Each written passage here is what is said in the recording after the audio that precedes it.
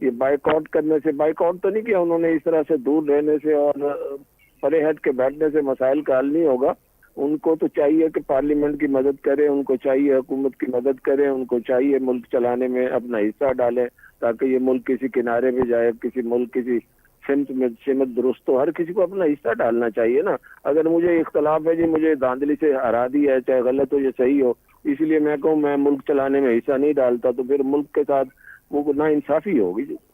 سر ناانصافی تو ہو رہی، آپ کو خود پتا ہے، خط لکھا گیا آئی ایم ایف کو. یہ تو ملک دشمنی ہے، ملک دوستی تو نہیں ہے. جہاں معیشت کا یہ حال ہو، مہنگائی آپ کے سامنے ہو، بے روزگاری آپ کے سامنے ہو. اب بات یہ ہے جی کہ جہاں خود غرضی ہو اور میں کی بات ہو کہ اگر میں اقتدار میں نہیں تو ملک جائے بھاڑ میں، تو پھر اس سے ملک دشمنی کہیں، اس کو حب الوطنی تو کم از کم نہیں کہہ سکتے آپ.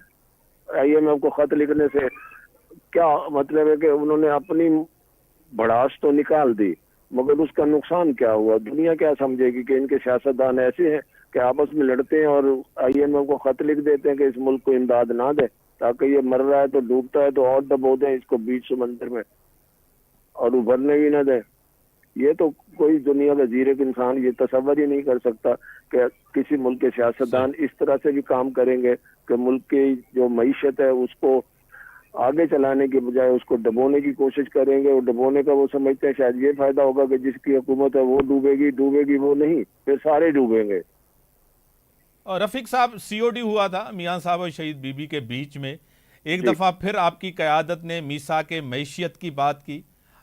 پھر آصف علی زرداری صاحب، پیپلز پارٹی مفاہمت کی سیاست.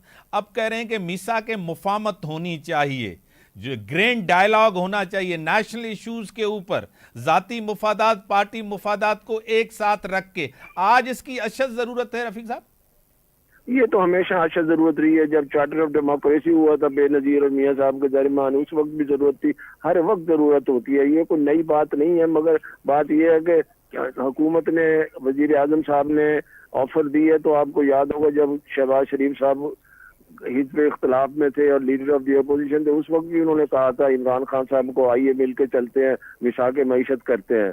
انہوں نے تو ایک ہی نعرہ لگایا، چوروں کے ساتھ ہاتھ نہیں ملاؤں گا، صحیح. دہشت گردوں کے ساتھ ملا لیا اور سیاستدانوں کے ساتھ نہ ملایا اور ملک کو کہاں تک لے گئے. اور پھر یہی فساد، جھگڑا، احتجاج اور جلاؤ گراؤ اور 9 مئی، یہ سارا کچھ پھر کیا حاصل ہوا؟